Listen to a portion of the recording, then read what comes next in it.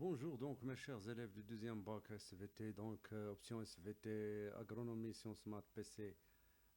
Donc je continue donc l'unité, la vulgarisation des sciences de la vie de la Terre au niveau de lycée, toujours avec la deuxième unité, c'est-à-dire l'information génétique, localisation, transmission, nature et mécanisme d'expression. Je continue avec le paragraphe. Nous sommes arrivés dans. On avait dit que l'ADN, la succession des nucléotides au niveau de l'ADN, c'est lui qui gouverne donc la succession des acides aminés au niveau d'une protéine. Alors on va poser la question la dernière fois, comment se fait donc quel est l'intermédiaire entre l'ADN qui est le matériel héréditaire et la synthèse des protéines au niveau des cytoplasmes. Alors le transfert, c'est ce qu'on appelle donc le transfert de l'information génétique, le transfert de l'information du noyau vers le cytoplasme. On va voir donc comment il se fait. Alors pour connaître les processus permettant le passage d'une molécule d'ADN à la séquence d'une protéine, on propose des données expérimentales suivantes. Alors on isole différents constituants cellulaires et moléculaires des cellules fabriquant l'hémoglobine. On les appelle les héteroblastes. Les héteroblastes, ce sont les cellules mères des hématies. D'accord. Donc, à l'origine, ce sont les érythroblastes qui fabriquent donc l'hémoglobine. On a donc isolé les constituants des érythroblastes et que l'on introduit dans des cellules incapables de synthétiser l'hémoglobine. Ceci afin de tester leur capacité à transmettre l'information pour la synthèse de l'hémoglobine à ces cellules incapables à l'origine de produire de l'hémoglobine. Donc, les constituants sont les suivants. On a injecté les ribosomes, voilà, les mitochondries et un acide nucléique appelé ARNM et le réticulum endoplasmique. Souvenez-vous du muscle, le réticulum shabaka sarcoplasmique, shabaka dakhiliya. D'accord. Alors la synthèse de l'hémoglobine s'est fait pour le cas des ribosomes, donc non. Les mitochondries, non. Donc le réticulum endoplasmique, non. Seul l'ARN, lorsqu'on a injecté l'ARN messager, l'ARN, l'acide nucléique, la synthèse de l'hémoglobine s'effectue chez les cellules, incapables à l'origine de synthétiser donc l'hémoglobine. Donc la question, en exploitant les données expérimentales, déduisez comment passe l'information du noyau au cytoplasme. Ces résultats donc confirment que seul l'ARN a permis la synthèse de l'hémoglobine. Ici, c'est oui, d'accord, par les cellules incapables à l'origine de former l'hémoglobine. Donc l'ARN messager est l'intermédiaire entre l'ADN du noyau et le cytoplasme, tout simplement. Donc on va voir maintenant quelle est la structure et la composition chimique de l'ARN messager. Donc d'accord, on va voir donc je me suis ici. Donc voilà. Alors l'ARN messager, c'est une molécule monocaténaire, c'est-à-dire monocaténaire, ça veut dire un seul brin constitué d'un seul brin.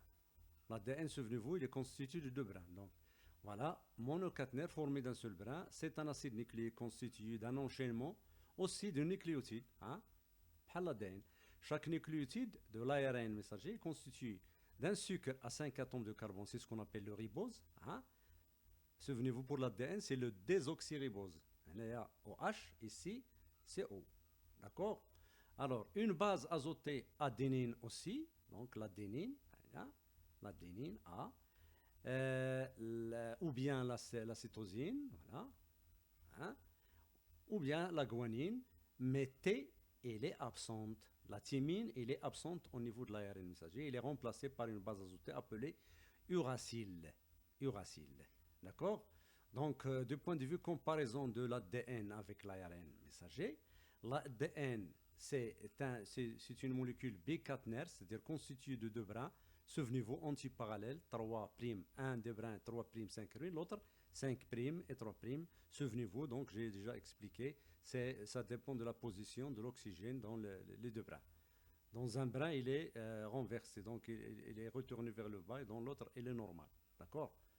Celui qui est haut, il est normal, on l'appelle 5', 3', l'autre 3', 5'. Donc le sucre est pour l'ADN, c'est un désoxyribose.